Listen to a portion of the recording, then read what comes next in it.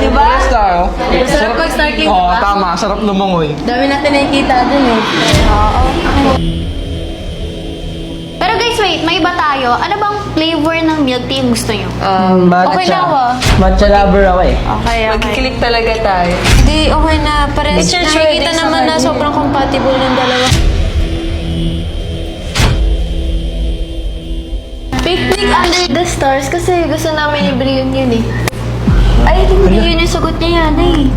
Parehas tayo. Nako? Ano? Stay in the night.